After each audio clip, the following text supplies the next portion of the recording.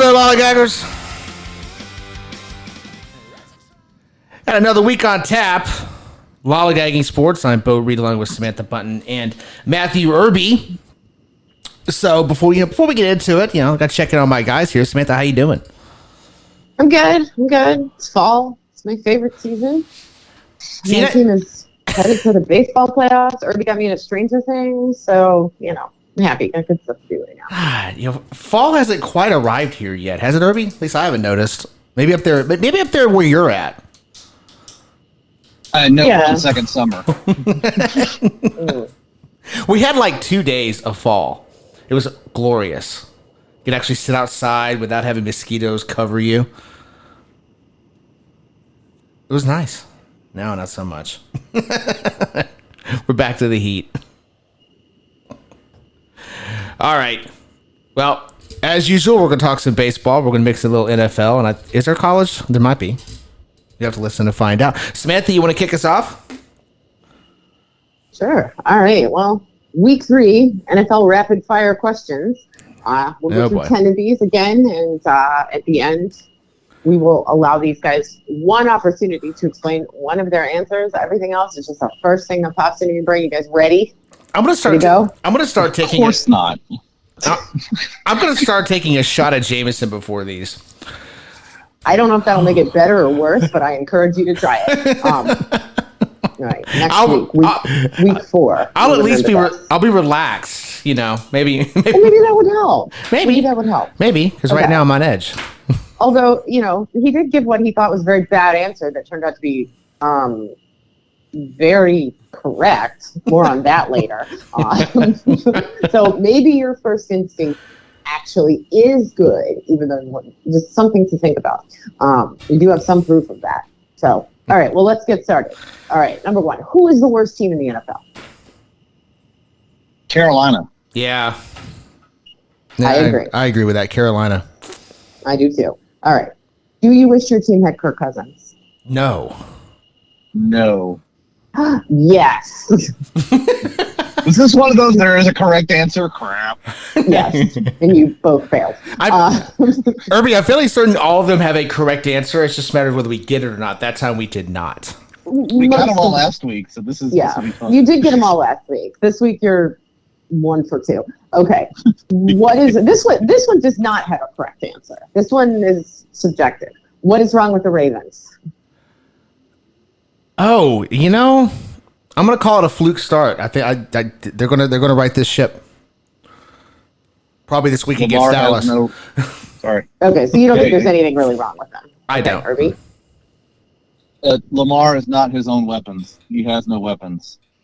There you go. I agree. All right. This one does have a correct answer. Do you believe in Sam Darnold?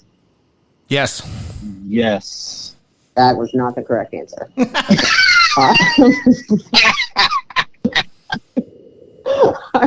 Are the Saints actually good? Yes. This doesn't have a correct answer. I don't know the answer to this. I'm gonna say yes. I'm gonna say it's too early. Maybe have that later in the season. But from what I saw Sunday, there's certainly a conversation to be had about it. That's not really an answer. But okay. That's Just my version. Answer the question, Bo. Yeah. Fine. No. Irby? Yes. I'm also a yes on this one. Are the Steelers actually good? No. No. Yeah, I'm also a no on that, although that one didn't really have a correct answer either, but we are all in agreement. Okay, this one has a correct answer. Why don't the Bills have a live Buffalo mascot? They're cowards. They're afraid of a lawsuit. Both acceptable answers. Okay. What would it jump onto a table? Oh God, I need that. I need somebody. Valid. We have AI now. I need somebody who listens to the show who knows more about this than I do to put something together that's AI, because I want to see this. That would be a good use of AI. I think so. I am largely against AI, but that would be an example of a good thing. I agree on both counts. I agree on both counts. Mm-hmm. Okay, this one, I don't know if this has a correct answer. What exactly is a Houston Texan? Loser. Does anyone know what this is? Like, what is a Texan in this context? Does anyone know? Is it an animal? They have a cow on their helmet. Like, Irby, the only explanation I can come up with is they didn't want the team to be moved. Like the Oilers were moved to Tennessee and were the Tennessee Oilers for a year or two. That would be awkward. Yeah. What if they became the Portland Texans? Yeah. That would be funny. Well, now I want them to move just so you have to say it's the Portland Texans. That would be hilarious. One guy's like, I moved here from Texas. This is my heaven. That's good, Bo. I like what you said there. That I believe it is an attempt to grab the Longhorn fans from up in Austin, so you have the bull mascot. But yeah, not a fan. So by Texan they mean cow. I'm not impressed with this. I'm just going to roll with Bo's answer just because it's funny, and I guess no one knows what this is. Okay, this one has several correct answers. Who has the ugliest helmet? The Texans. Okay, I didn't have that on my list, but I will accept that as a correct answer. Irby? That was good. Worst helmet. I'm going to go with the Vikings. Though I don't mind the color purple. The logo. It's too bland. Well, that makes two of us. So that is my answer as well. Other nominees, the Panthers. Like, there's nothing wrong with that cat. Like, there's nothing wrong with the cat or the colors, but the way they drew it, it looks like it's cut off. It's weird. I don't like it. Okay. Last one also has a correct answer. Are you excited to see Andy Dalton again? I'm always excited to see Andy Dalton because it's either going to be awesome or awful. Either way, it's entertaining. Irby? No, because of where he's at. Yeah, the correct answer to this was actually no. I'm not excited to see Andy Dalton. But Bo is excited to see Andy Dalton. So, okay, this is your opportunity now. Does anybody have more to say about any of these? You feel a need to elaborate on what you said? You feel the need to defend your answer when you were told it wasn't correct? Pick one. Well, you know what? I did have one alternative answer to your Texans question. Okay. Based off of the absolute vitriol we get every summer because Houston just can't take the fact that the Rangers are named the Texas Rangers, maybe that's a lot of it. Okay. They're trying to get Texas in the name somehow, and they can't do it because no one wants to do that in Houston. So I think that might be it. The heart of my Kirk Cousins is the fact that my team is the 49ers and we have Brock Purdy, and I'm very happy with that. So I don't need Kirk. I guess if he was fine being the backup, sure. But that would be why I'm like, no. Well, I didn't say he had to start. So, okay, this is why we need an explanation here. Okay. Yeah. I didn't say he had to start. Just do you want him on This is true. See, and I too am happy with Dak Prescott. So that's another reason why. But I really just don't like Kirk Cousins. Boo. Okay. Well, you failed this. Okay, so you guys got 5 right.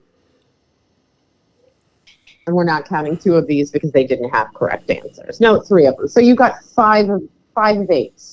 No, 5 of 7. That's pretty good, actually. You got the Kirk Cousins one wrong and the Sam Darnold one wrong. Did we, though? And, Bo, you got the Andy Dalton one wrong. Yes, those had correct answers. Okay, fair enough. Okay, something else that has correct answers. Moving on. We're going to stick with the NFL for now. So we talked last week in the rapid fire about how this was another thing that had a correct answer. You guys both got this one right when we said, is it prosecutable to not have a mascot as an NFL team? You both said yes. That was the correct answer. So we thought maybe we would assign some mascots to these teams that don't have one. So I will share, there are, 5 of these. I will share my thoughts. If anybody else has any additional thoughts, please feel free to add on to this. So we'll start with the Jets. I couldn't decide on this one. I didn't know if we should use one of those Boeing planes that keeps crashing or like a sickly animal. Like a sick ferret, maybe something like that. Like a sick ferret, something like that, or the planes that keep crashing.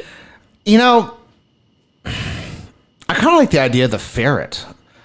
Just from a logistics standpoint, there's no problem getting that in the stadium.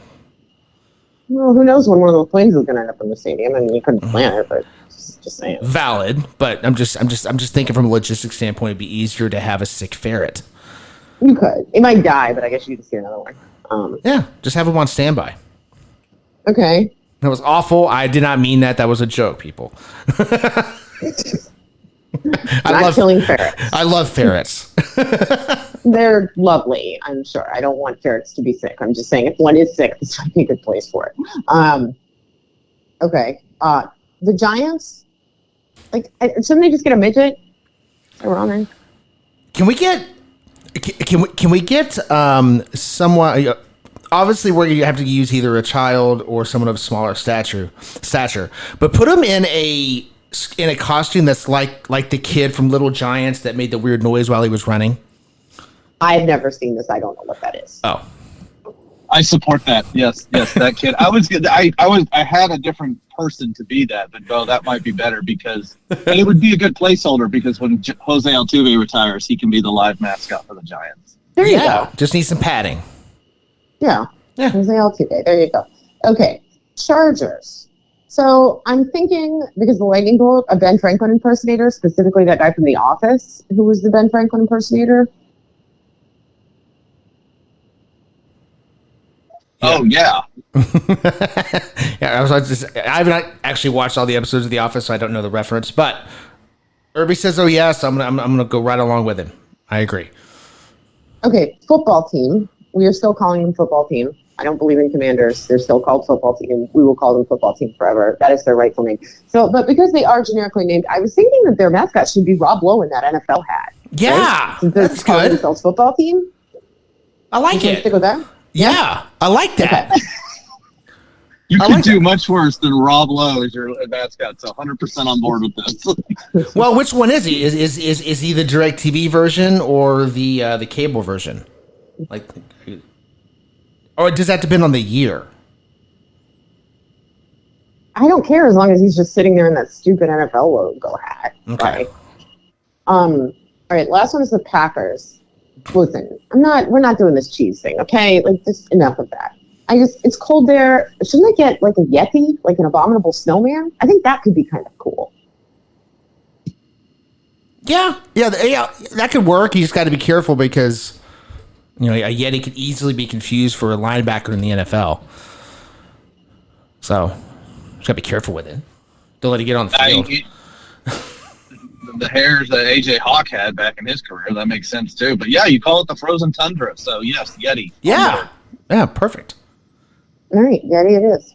Okay, any other thoughts? Any other mascot thoughts before we move on? Call it what would the mascot name be for this? Frozen Tundra. Call it Freddy. Because it's a Yeti and it's frozen. Freddy the Yeti. Freddy the Yeti. Freddy the Frozen Yeti. I can see the merge now. I can see the ice cream cones now. Freddy the Frozen Yeti. Oh, they could do ice cream because that would be cute. Yeah. Yeah. Freddy the Frozen Yeti. All right. The rest of these need names? They don't need names, do they? No. The LTB's already No. got one. I guess the ferret does. The ferret needs a name. Are we calling it Rex Ryan? I was actually leaning more towards Aaron Rodgers, but sure. Rex Ryan works. Call it Aaron Rodgers. Rex Ryan works too, though. Aaron Rodgers has at times looked like a sick ferret with that facial hair. So that is fair. Maybe we will call Aaron Rodgers. Can we combine them? Rex Rogers. Rex Rogers. Rex Rogers, the ferret of the Jets. Yes. Rex Rogers, the Jets ferret. Okay, perfect. The midget will just be called Jose Altuve. Ben Franklin is Ben Franklin. Rob is Rob, and Freddy the Frozen Yeti. Excellent. All right, glad we solved that. Okay.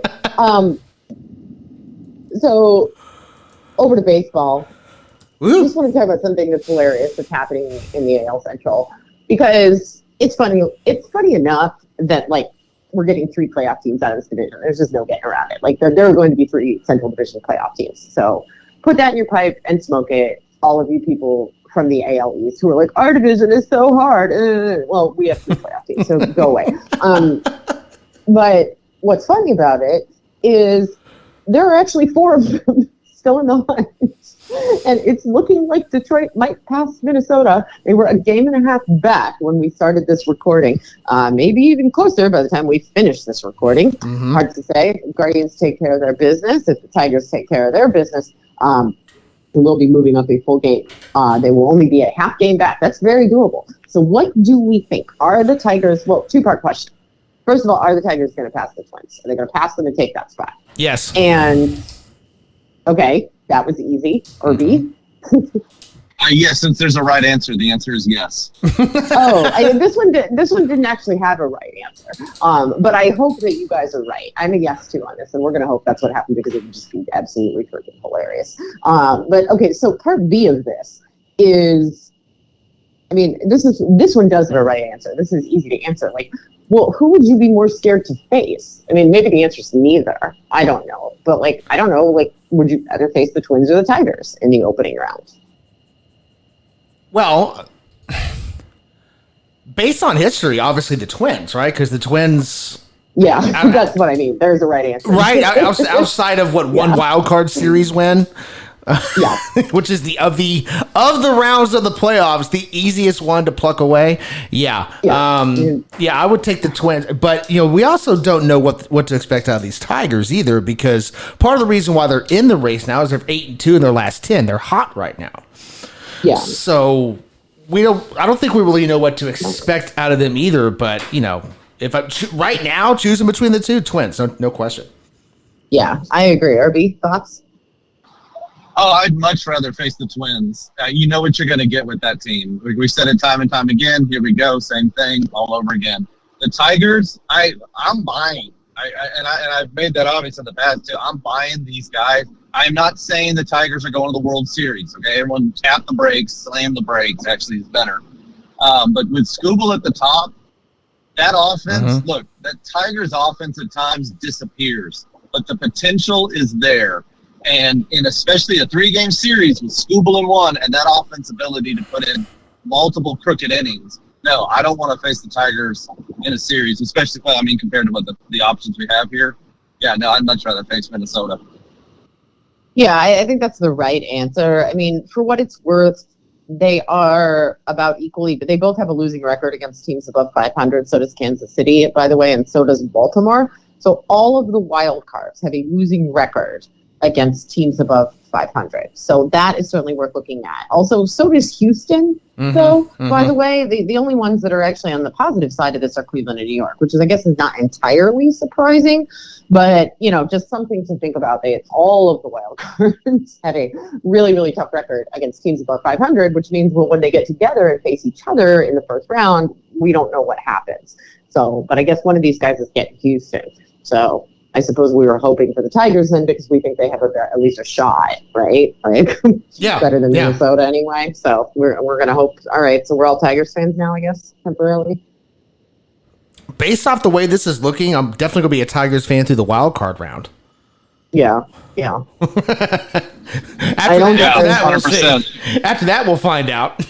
Well, yeah, no, I mean, nobody's promising anything beyond the matchup against Houston. But, assuming if the Tigers do get that spot, they're pretty much locked into Houston as the opponent. There's not much chance that's going to change. Yeah. It's not close enough with Cleveland or New York. So, okay, all right, well, go Tigers, I guess.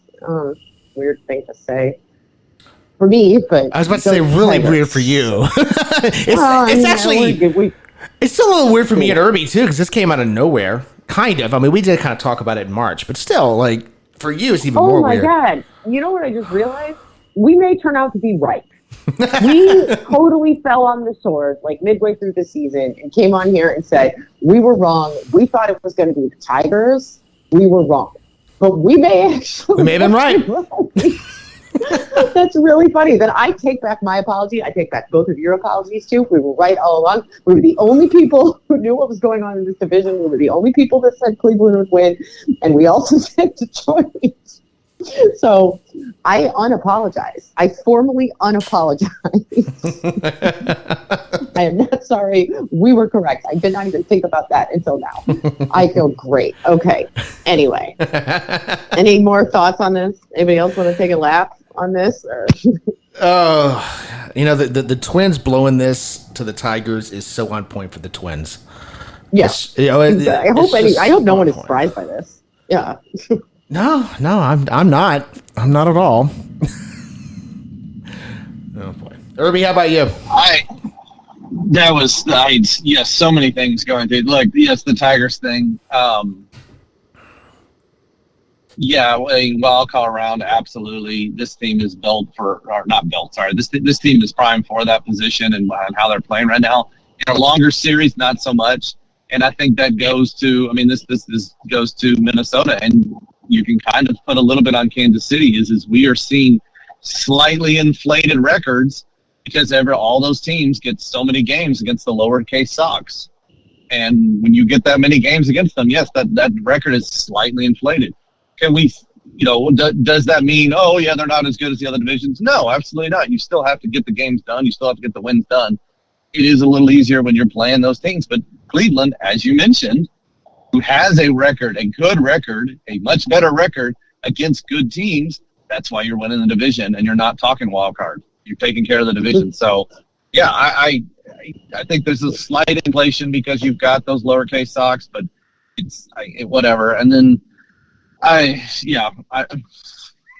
we'll see where we go from there. But I think we've just proven from a year ago, you just got to get into this dance. You just got to get in the situation, and here come the Tigers. But last thing, pulling back your apology, unapologizing. That is the most college football head coach thing ever. That was fantastic. Thank you for that. It was Michael Scott in my head when I said it, but that also works. I am unapologizing to you. Like I almost had a brain freeze of thinking of through so many players, and we could do this in the offseason, of who are the players and coaches out there who would unapologize, because there are tons in especially college football coaches. Oh my gosh, they would love it. No, this is a thing. I can do this. Me and Jim Harbaugh are out here. Like, listen, I am not sorry. I do not apologize. I take back any previous apologies. I did not mean it. Quick note on what you were saying about the Central Division teams. I think it's worth noting. I'm just going to take another lap here because why not? Cleveland actually does not have a particularly good record against the White Sox. They really struggled against them this season. So do not come for me with you got to play the White Sox all year long, because the White Sox actually gave us fits. We were just beating everybody else. And as for the Royals and the Tigers are up 4-1 as we are recording. This is the fourth inning, on their way potentially to a sweep of the Royals. So make of that what you will as well. Those three are getting bunched up real close together. Yeah. So make it be interesting to see what the finish order is. Make that, potentially 9-2. Or actually 9-1 in their last 10, 9-2 in their last 11. Crazy. And it really does make life easier when it's the Rays and the Mariners chasing you. It's like, don't worry, y'all are still going to get 2 in. Well, yeah. Three, with the division one. You're still going to get 2 wildcard spots because the Mariners are going to, look, man, we just want to be in the race. We don't actually want to pass you. We just want to, we're just trying to get to 54 percentile. Samantha, you brought up, playing the White Sox. What about the Astros? They had the Mariners chasing them. They had an incredibly injured Rangers team to play with. And of course the A's and the Angels. So nobody really has a lot to say about whose division is the one that helped them get there, because Houston got just as much help as everybody else. Maybe even more. Oh yeah. Well, the West is, I think, undisputably the weakest division this year. I was just taking issue with the Central. It's like, well, the Central has 3 teams in the playoffs. So, and the winner certainly didn't get there on the back of the White Sox. I assure you, it was misery. Yeah. They did sweep the last series, but they really had trouble with them. So don't be crying, AL East people. Baltimore with your 33-36 record against teams above 500. I don't want to hear that from you. Mm-hmm. So. Yeah, I'm particularly not interested in the Orioles because back when the Rangers were in it, the Orioles were not helpful. So, yeah. Kind of mad at them right now. All right. Anything else on this before we get into Irby's 3 segments of the week? No, all good. Okay, Irby, kick us off, man. The West is weak because Mike Trout's a bum. God. Fair. Irby, you're a PR rep's nightmare because you just brought up something from a couple of months ago that we were clear of, and now it's back. Great. I mean, in some ways, he's not wrong. I mean, well, in some ways, he is wrong because the Angels were bad even when Mike Trout was good. But, he's also not wrong that it did make it easier because Mike Trout is a bum. So, I don't know. But, he might, again, you could come back and also say again that he was right because if Mike Trout hadn't eaten up all that money, then maybe Artie would have spent it on something else. Probably would have just given more to Anthony Rendon. I don't know. I don't trust Artie. But, the point stands. Valid.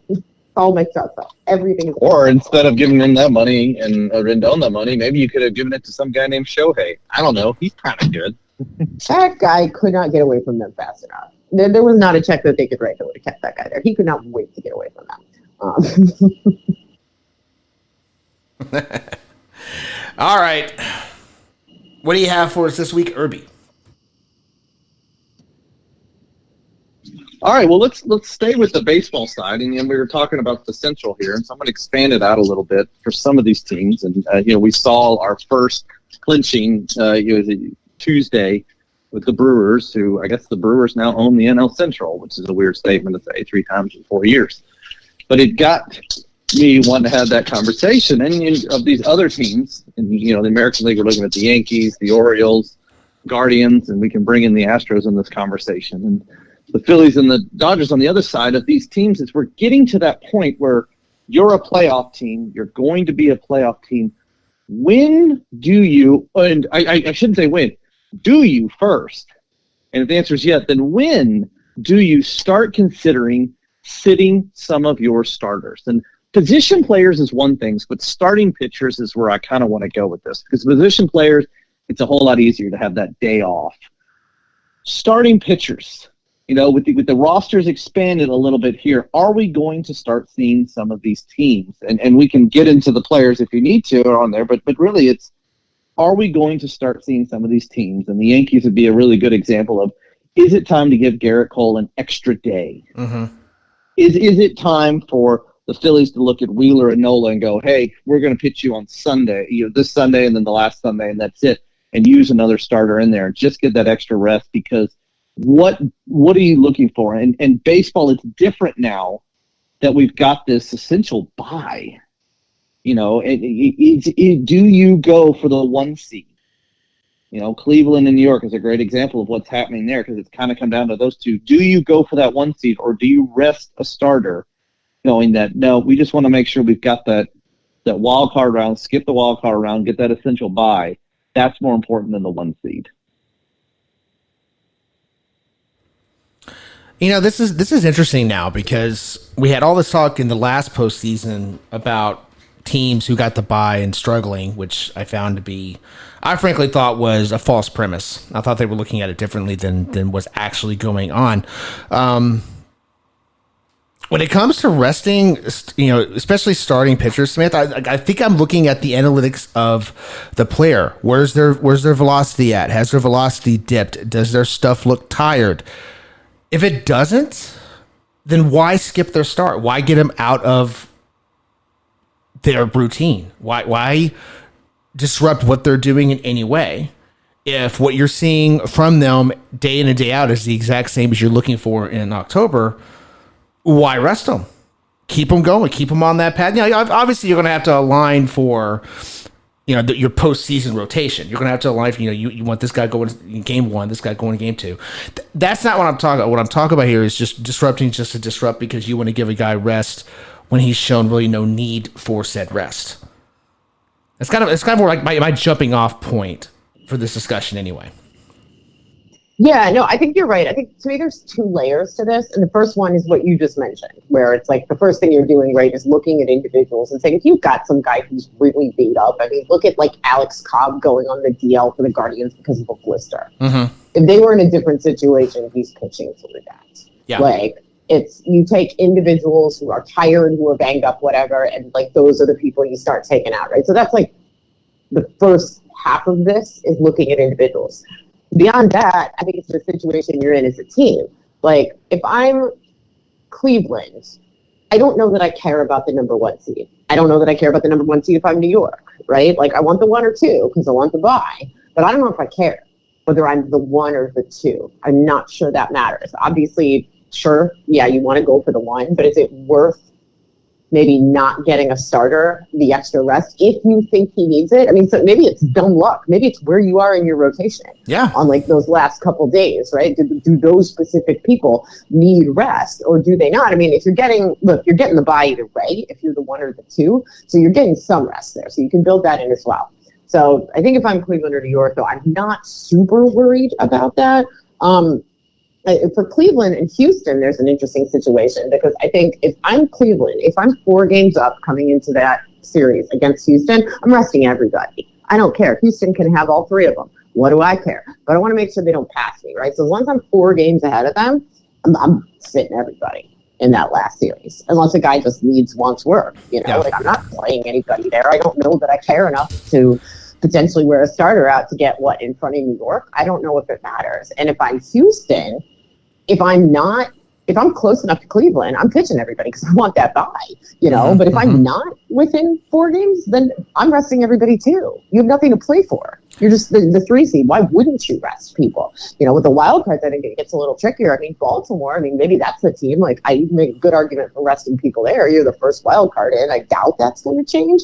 The others, though, they're going to have to keep playing if they want to keep in there. I mean, even Kansas City looks a bit vulnerable when you consider how close those 3 are to each other. So I think it's sort of individual. And you do the same thing in the National League. I won't go. This is not my topic, so I won't go through every team. But yeah, I think it's 2 parts. I think you look at the individual first, and then you look at the situation, and you figure out this is going to be different for everybody. I don't think there's a static answer to this. One thing I would like to see teams do, and this is particularly those that clinch maybe early, they're locked in, and barring something weird, they're going to be where they're at right now. I hate to say it, but I'm thinking about Houston right now.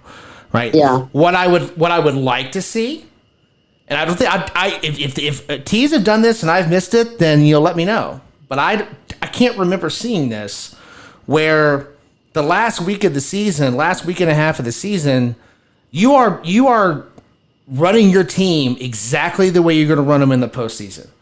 Right? Your starters that are going to the bullpen, go to the bullpen the last week and a half of the season.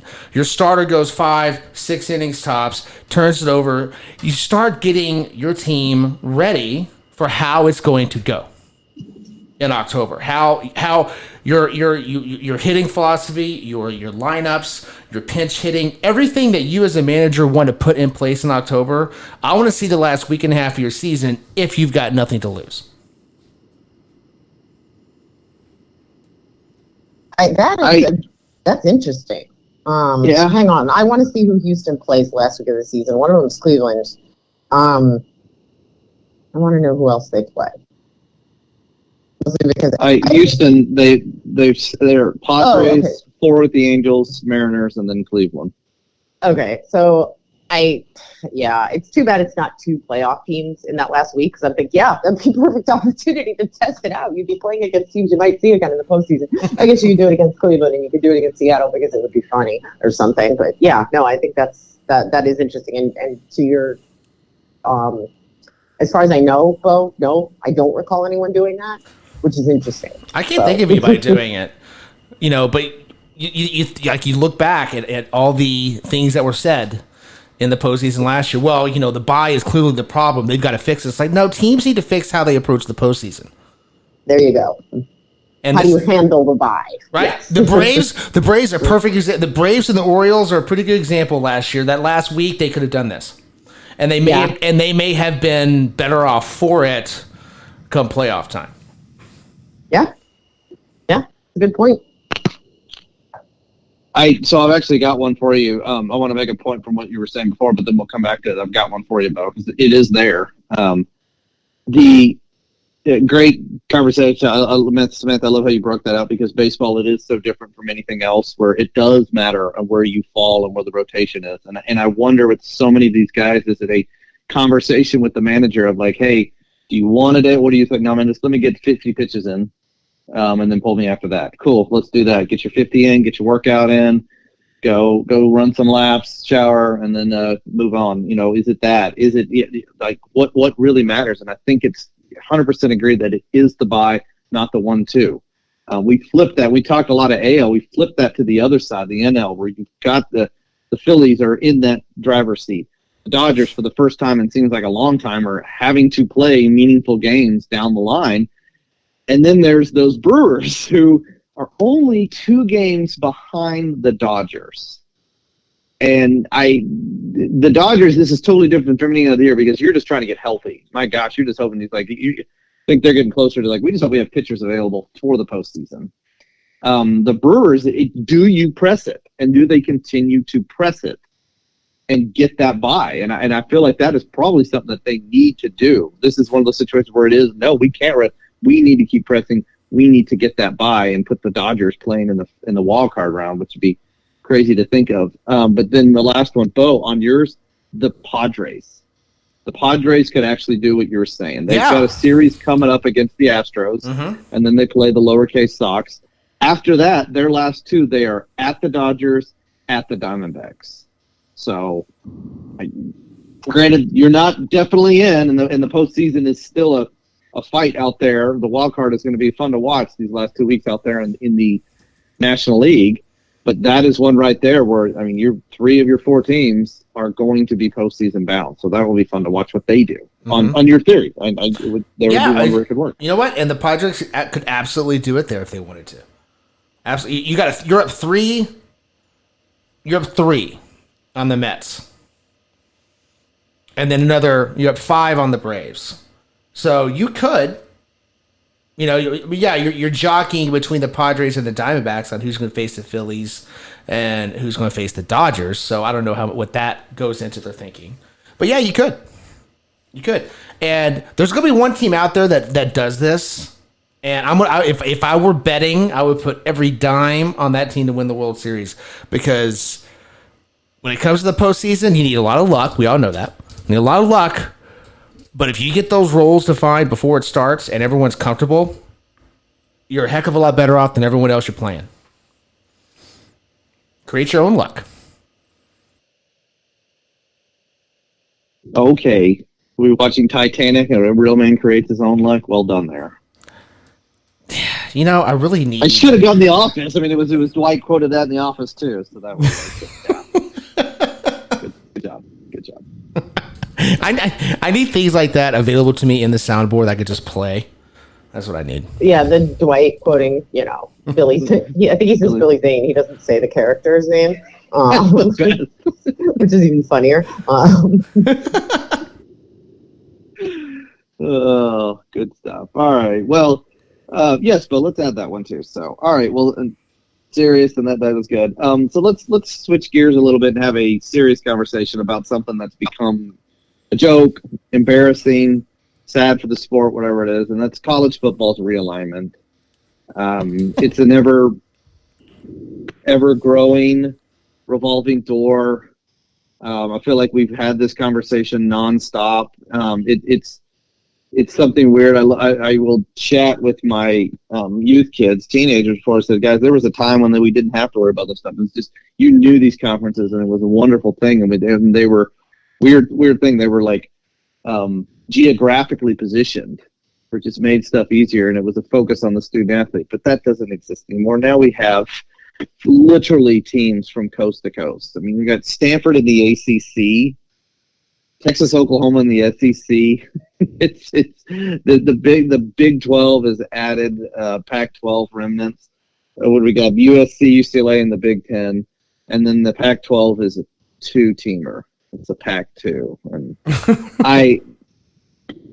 it's ACC's got 17, SEC 16, Big 12 16, Big 10 18. Math is no longer something that matters anymore. I get what's happening. I do think that we have gotten to this point of these Power 4. We talked Power 5 for so long, but it is now these Power 4. I'm sorry. Pac-12 is having conversations joining the Mountain West. Like, not the Pac-12 absorbing the Mountain West, the Pac-2 joining the Mountain West. So you're done, in my opinion, and stuff. We're out, and it's become these 4. And it will be, we talked, I think, maybe a decade ago that we thought it would be these 4, and it would get up to 16. But here we are, ACC 17, and Notre Dame is the 18th and everything but football. Whole nother conversation there. And the Big Ten's at 18 now. So we're growing. Are we getting to 24? I say that, and I know you're laughing at me, and everybody listening is laughing, going, utterly ridiculous. But 2 decades ago, when you have said there's going to be 16, you would have laughed at me. So here we are now of like, are we, where does this stop? Does it become these 4? And the current playoff format, the 4 makes sense, where you've got your conference winners all getting a bye, and then the other 8 spots. It is in reality. I know it is driven by money. I know it is driven by the people that don't even play on the field and stuff like that. And it drives me up a wall that it's because it's no longer a geographical thing. And I would love in a perfect world, and tell me if I'm just stupid naive, but if they could all just sit down and go, hey, we need to divide this back geographically. And the Big Ten has up here, the ACC over here, SEC here, Big 12 over here. Am I crazy? Am I just too naive? Well, I mean, it certainly makes the most sense to do it geographically. The problem is you've got all these long-standing rivalries, Samantha, that I don't think they're going to bust up to do that.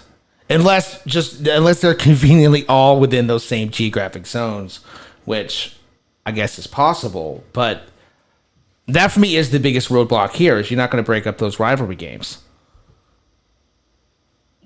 Oh, I know how to solve this. Put it back. Just put it back. Remember how? Go back 20 years ago. Put everybody back. Do over. Go back. It's like, that game of life. Go back 20 spaces. Go back 20 years. Just go back. Put everyone back where they were. It's fine. Like, Maryland and Rutgers don't need to be in the Big Ten. Like, Texas and Oklahoma don't need to be in the SEC. Just put it all back.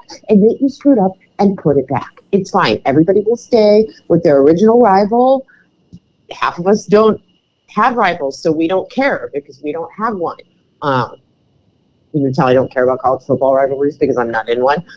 We just sit up on high and sneer at the Ohio State and Michigan people while they're down in the mud grappling around, and we just sit there like, that's cute. I don't want to get involved in this. So, well, all of you calling Penn State snotty, you're right. We are. But yeah, I just put it back. I think we can solve this by putting it back. Solves my problem, solves your problem, solves everybody's problem. I don't know how you sort the playoffs out. I don't care. One addendum, to that plan, because I like that plan. Part of it should also be the commissioners involved with the conferences that imploded had to be replaced. That's agreed. Can't bring them back. Yes. Can't bring them back. Right? Actually put competent people in charge of the Big 12 and the Pac-12. Maybe they'd still be there.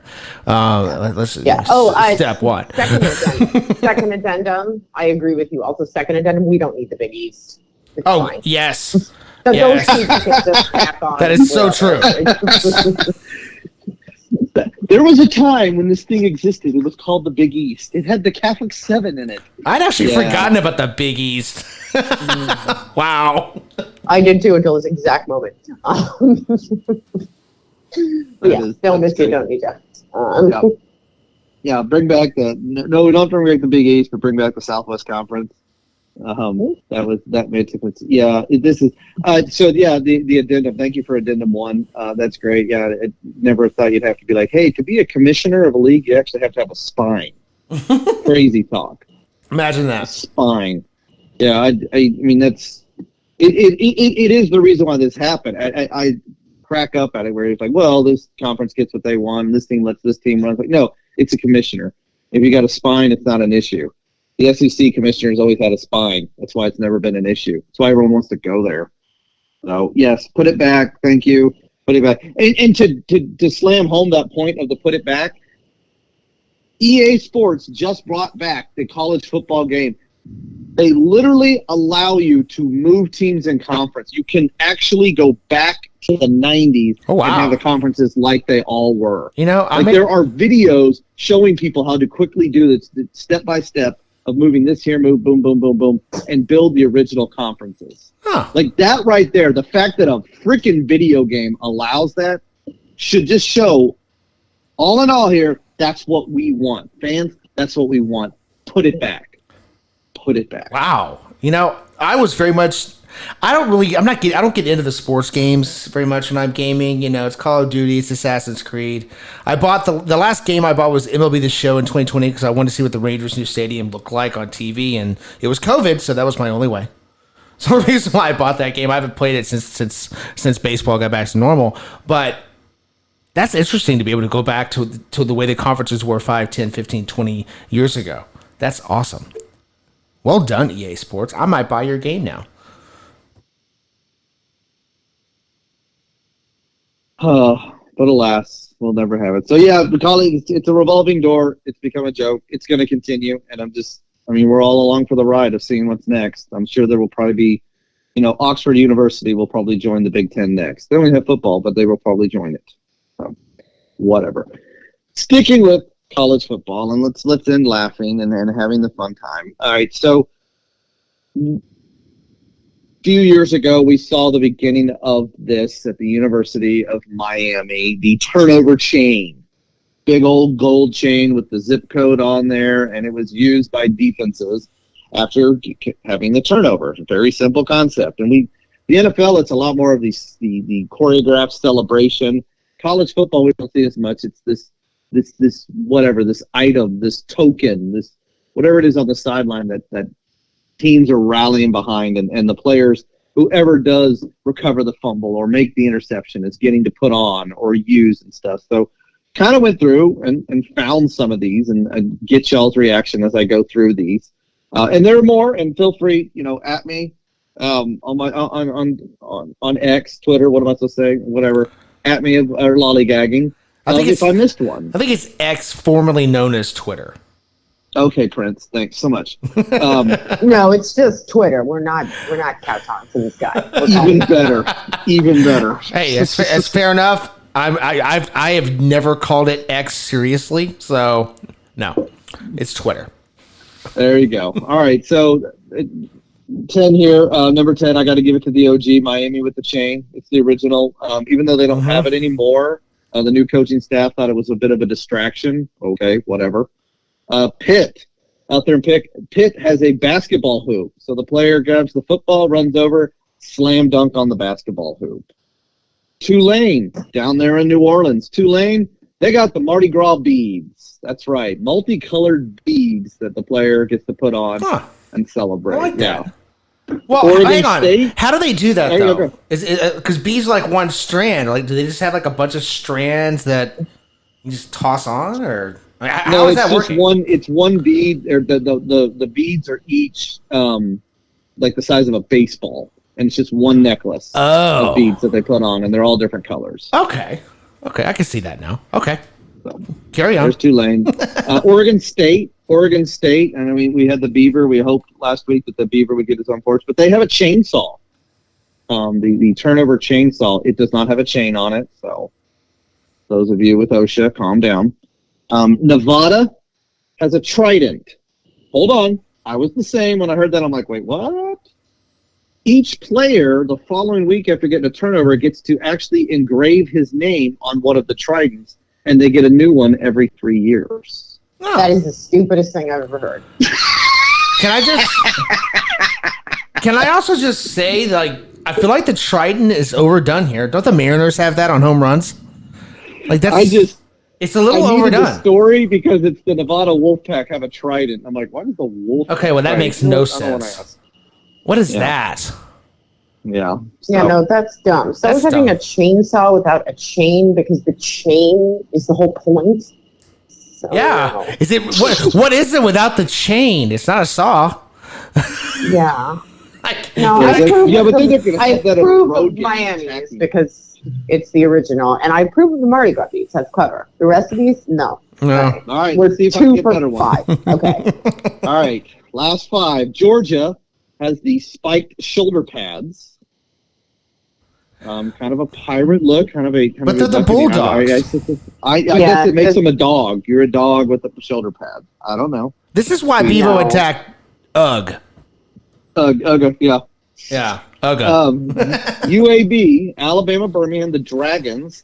They took the skull and crossbones, but it is a dragon skull with crossbones. Okay, well, at least it fits their mascot. Okay, that's cool. I'll allow that. Yeah. Yeah. Okay. All right. Okay. Kennesaw State. They have a plank of wood, and the plank of wood has a smiley face on it, and they dress it up like a human. The worst idea I've ever heard. I thought I'd heard the worst idea, but now I've heard the worst idea. The only unless players are jumping on it like Bills fans, that's just not going to work. It's the weirdest thing is like I saw the picture of this thing, and it looks like Forky from what is that, Toy Story 3? Oh wow. Or is that 4? Forky from 4? I don't know. I can't Who's track. Porky? Forky? He's a sport. Forky. Oh, I thought you were saying Porky. I was like, I think the pig's name is Ham, or Slotted Pig, if you prefer. Forky. Okay. Forky. Yeah, no, that's a no. But Right. sidebar, I really would like for the Bills fanatics, the Bills Mafia, to start putting smiley faces on their tables before they crash them. There you go. I think that'd be kind of Go cool. to the smiley face. All right, Yeah. so they're plank of wood. All right, last two. University of Texas down in Austin this year has got a sword, the turnover sword, and they put a deflated football through it as the season's going on. So the sword is just collecting deflated footballs. And lastly, the UNLV, as in Las Vegas, they have the turnover slot machine. They have a slot machine on the sideline that the player gets to pull the one-arm bandit. Is there anything in Vegas that doesn't have a slot machine? The airport has it. Apparently, the football stadium has it. Do the bad? Now when they do the What great does turnovers. it do? To Does the it do something? Like, you can't just be like, look, it's Nevada. Here's a slot machine.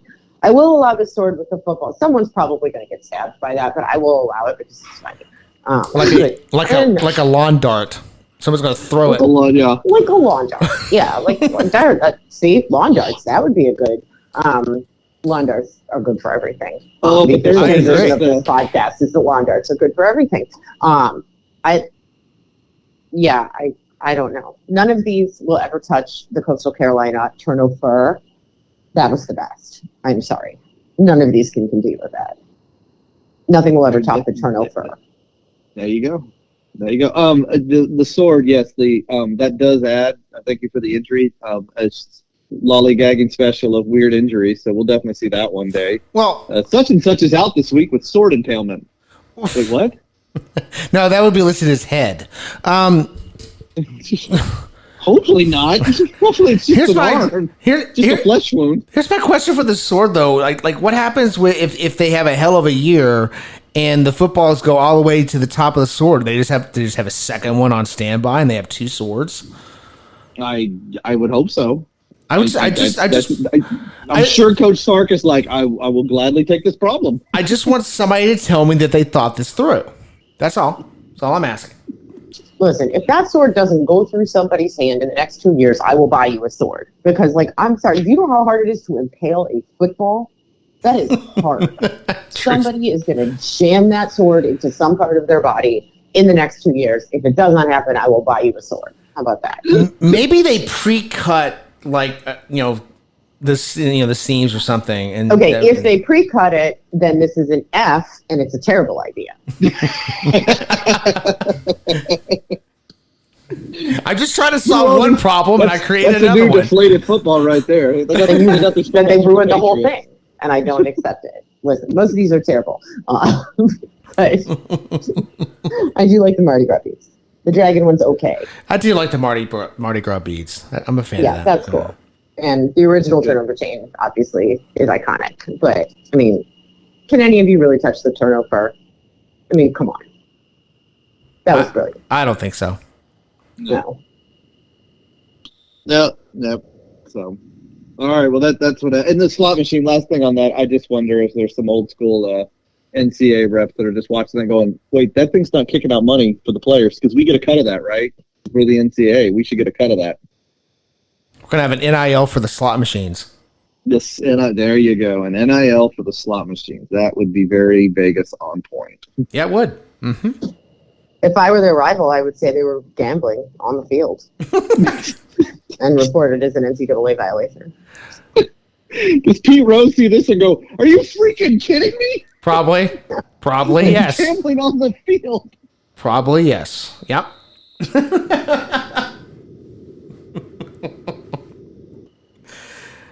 Oh boy. All right. Anything else on this before we talk about Chris Sale? No. That's another kind of gambling. Go ahead. All right. So I wanted to talk to you guys about Chris Sale because, I mean, is there another person or another player out there that you would put at the top of the National League Cy Young race? I mean, I feel like we're 5 years ago. My time machine works. Or more importantly, Samantha, did Chris Sale, is it like a lizard where he lost his tail and it grew back? Because he's pitching like he did 5 years ago. I mean, yeah, right? Like, it's like, I don't know what happened. Like, guy was amazing. He had a meltdown. He chopped up a uniform with scissors. Nothing went right for a while. I don't know. Make of that what you will. But, like, yeah, I mean, like, what? I'm trying to think of the animals that regenerate. What is one that takes a really long time to regenerate? Like, it's like, you know, like the starfish when they lose, like, a point on the star. Maybe. Like, they regenerate too. So like what I want to know is what is like the slowest regenerating animal? Like what is the animal that can regrow something but takes the longest? Because that's Chris Sale right now, right? Like sure, you can regrow a limb 5 years later. I don't know. Irby, ask your children. I know. Children. Yeah. Where is our lollygagging zoologist? Give me a second. He's in the other room. Hey, hold on. Can you believe that he tried to answer it himself, Samantha? Like we got our I know. Our There's an zoologist expert right there. I mean, He's right my kids there. Can't answer that. My kids are idiots. They don't know anything about that. That- I'm sure they can tell you all Chris Sale's stats, but they don't know mean, anything about anything useful. I paid close attention in science class, and I can't say any of the things this guy says. I'm not sure that I did, but we do. Yeah, we have an expert here. We do. Just waiting to hear from somebody who actually knows what they were talking about. Or he was going to try to wing that, though. He was going to pull that right. He totally was. He was going to try to see if he could answer it. Irby was. When he gonna, lives with a professional. He was going to pull that right out of his ass instead of going to the zoologist that we have on staff. Come on, man. Yeah, come on. This is why we have professional consultants. All right, I got the answer. All right, so he's given me three solid ones. Of course he did. Of course yes. he did. The octopus is definitely a good one. The worm is another because it can regenerate its whole body. That might work here. Yeah. But since we're talking arms here and pitcher, it's the axolotl. The what? Who? The axolotl. It's a type of reptile. Okay. They're blind. Yes. I'm sorry, you said it's blind? It is blind. Also Does it live in a fits. cave? Also fits. True. Does it live in a cave? Why is it blind? I guess it's because it lives underwater. I'm not the biologist here. I've been Came told back that- with half the information. Axolotl. I need to know what this is. Is it like a swimming lizard? Is it a swimming snake? Is it a swimming turtle? An You're eel. giving me nothing, man. All I know is it's blind, which, as Bo's pointed out, fits perfectly. It really does. And is like a slow regenerator, apparently. So that's kind of good. The arm, axolotl. Okay. All right. I want to know what this thing looks like. The axolotl is partially blind because they live in caves. There's no need to see. They live underwater in caves. So there's no point in using eyes. It's going to use all its other senses. How But was yes, it can. If the arm becomes pinched in the Okay. rocks in the cave, it can sever its own arm and regrow it back. Oh, okay. So I just looked this guy up, and you know what's wild about this thing is he looks like he has like 5 shark fins sticking out of his neck, and he Yes. looks like he has a washer, or like a nut of the nut and bolt for an eye. But I guess you can't see out of it, but he has it anyway. And he looks like a rock, also. Like he could blend into a rock. Yeah. He's really not an attractive fellow at all. No. neither not is a Chris look. Sale. It's true. See, well, maybe that's why he's blind. He doesn't want to have to see this every day. So, No joke though. Like straight up for a couple things. First of all, I think the zoologist needs to actually be on the show. Not hearsay through Irby. I think we need to hear it straight from him. But more importantly, I had this thought earlier today. Like, no, I'm not even kidding. I didn't make this up. This is not something that just hit my head. I thought about this morning after my work. I was like, it'd be kind of cool if humans were evolving as baseball players and the UCL would just grow back over an off season 100 years from now. How awesome would that be? Like you're still out for the year, but instead of surgery, you just have to wait for your UCL to grow back. There's a novel in this. There's like a weird, like speculative fiction novel that could be written about this. I'd do that. Also, how did we get from Chris Sale, Cy Young candidate, to Chris Sale looks like this blind lizard? I don't know. Ask Irby. He's the one that took us down that path. That's because we're lollygagging sports. Very on brand for this podcast. Okay. All right. Well, let's. I'll bring it back before we move on. Yes or no question. Chris Sale, Cy Young Award winner in the National League. Samantha, yes or no? Yeah. Irby? Yes. Yeah. That's weird to say. But it is. It's very weird to say, but I agree with both of you. I think he's your Cy Young winner. Okay. So last week in the rapid fire section of the show, I made a comment about, team I wasn't impressed with, and I said the Eagles. And, the more I thought about that over the course of a few days before our meeting to set this show, I started feeling kind of bad about that. I was like, maybe I'm being too hard on them. I don't think I was.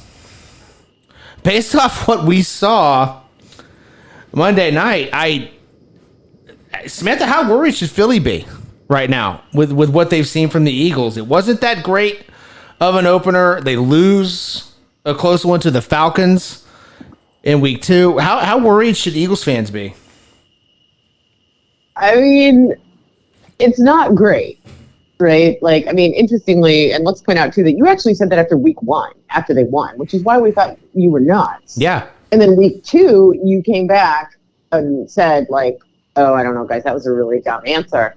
And then like the same day as you said that, they made you look exactly right. So you have to give yourself a little credit because you were actually right in the first place before it even occurred to anyone else to think about it. Yeah. And we all laughed at you. But you were right. But yeah, I'm worried about this. I don't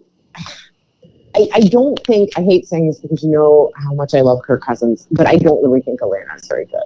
And that's the problem here. Like, if Philly is going to get by all season long by winning squeakers against mediocre teams, is what they did in week 1. Yeah. Had they gone on to win that game in a squeaker over Atlanta, I would have just said, you know what, some teams are just like this, right? It doesn't mean they're not good. It just means that they're going to do we're going to give you a heart attack, and every single week it's going to be tight. The Bills are fond of this one sometimes. That I wouldn't be as worried. But to lose to an Atlanta team, which, like, let's face it, is just not really very good, like, yeah, I think you had this right all along, actually, Bill. Like, we should all be apologizing to you because we laughed at you, and it's like, I think you were actually right. I think whatever you saw week 1 that alarmed you was correct. I'm not unapologizing. How would I put this? It's different from unapologizing. We are apologizing by uninsulting. We're unlaughing at you. We're taking it back. I don't know. We're very sorry we laughed at you. You were right. That's fine. The Eagles have a lot of problems. Irby, how about you? What are you thinking here about the Eagles? No, I think you're onto something here, and well done, because that was not an impressive game at all. I'm on the same boat of the Falcons. This is not a horrible Falcons team. It's a Falcons team that can win its division, but that's a whole other conversation. Guardians walked it off. I'm sorry. No, hey, that's important. That's sorry. That is worthy of the spontaneous combustion. It's awesome. I'm sorry. Proceed. It's been tense around here for the last 20 minutes or so. All right. Carry on, Irby. That was great. Well done. Yeah, it's not a terrible dude. So it's not a great Atlanta team, but they're not supposed to be good this year. And that game, I mean, golly, even at the end, Atlanta moved down the field, took care of business at the end like it was nothing. So Good thing for the Eagles, two things. One, week 2, in 2 weeks, there's a whole lot you can do. Like, I think that team's going to be, they're going to get better. The pieces there tell me it's going to get better on offense. Defense, huge concern with that run defense. Look, I love Bijan Robinson as much as anybody, but man, that guy could run through anything in the end. And the way the Eagles couldn't do anything about the run game, that's going to be a problem. The other good thing for the Eagles is, even though you lost this game and the Cowboys got embarrassed against the Saints, after watching that Giants football team game, it's not a big deal. Like, this division's winnable. You just have to win. Well, they got 1 win. You just need 8 more wins. No, that's actually a really good point. As bad as it has looked for Philly, it looks even worse in Dallas, and absolutely worse in New York and DC. Like, you're still the best looking team in the East, even after 2 lackluster performances. So it's not all bad, Philly. That's true. Are you going to get the bye? No. Are you going to Is this like winning the Pac-10?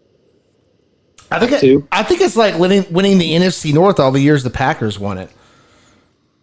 Oh, or the NFC South. Yeah, or the South, yeah. They went through rough days too. Oh, that's sad. Yeah. Okay. All right. Irby, you missed the 7-9 playoff-bound Saints.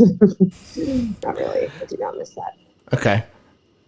I'm gonna pick you guys up here. The last topic. I know we do kind of a dark path there, so let's brighten it up. Okay. We all have pets. We all have dogs.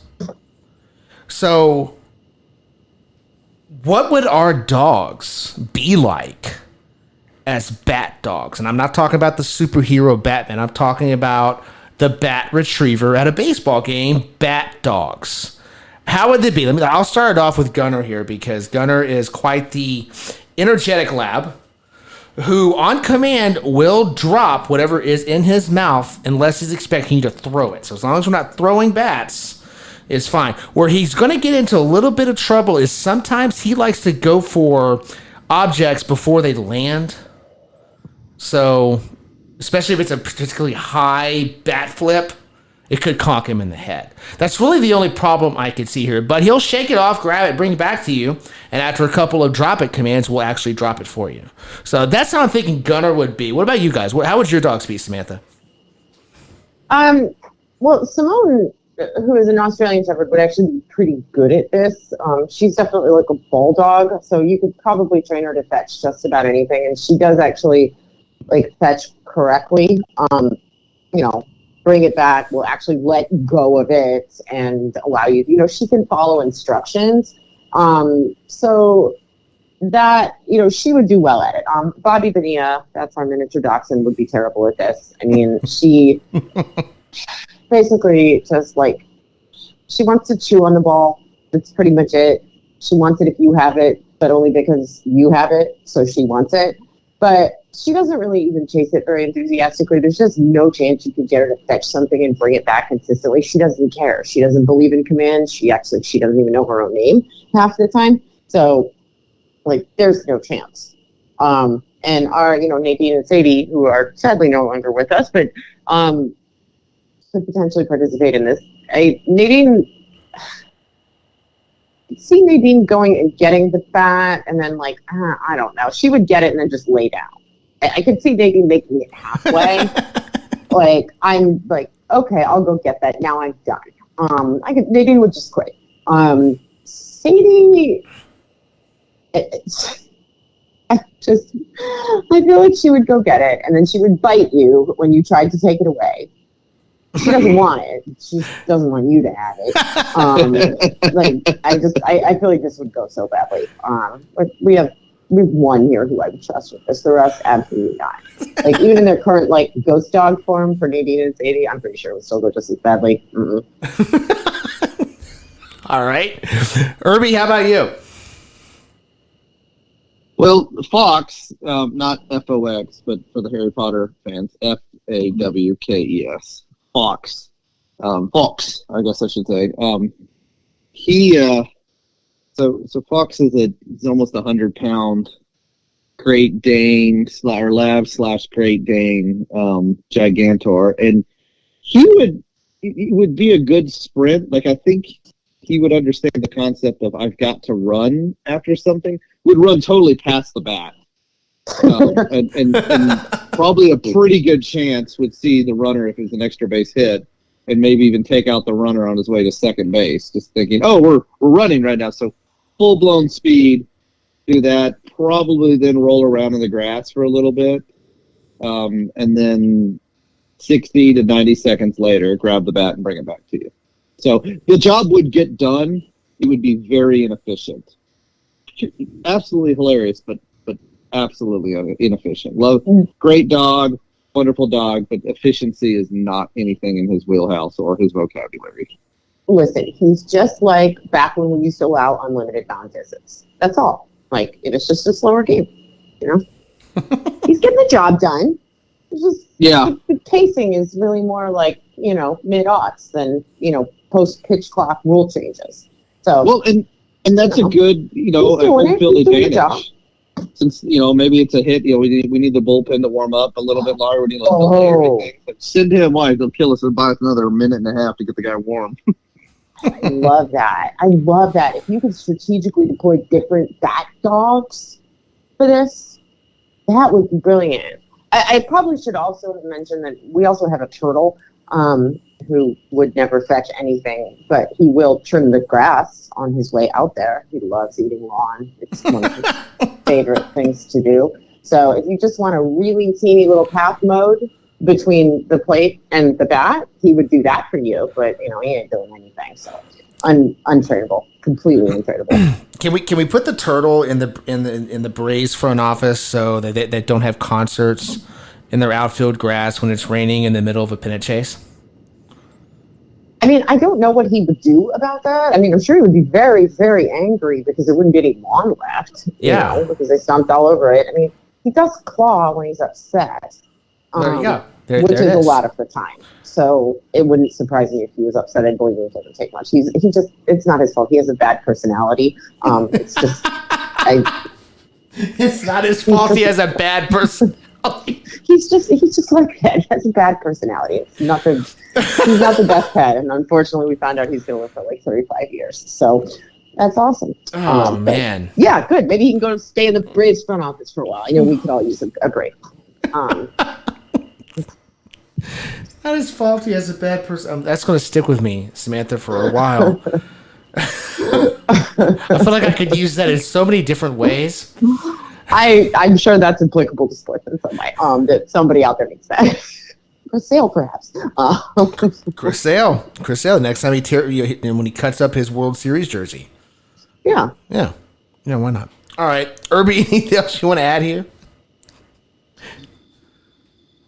I know. I love the idea of multiple dogs, and that utilized. I mean, it brings something that the bench coach can add to the equation. It's the bench coach is the ones like, release Fox on this one. Hey, what are we? No, we're rallying. All right, Gunner, go get him. Gunner would kill any rally. I promise you. All right. Well, that's going to do it for us.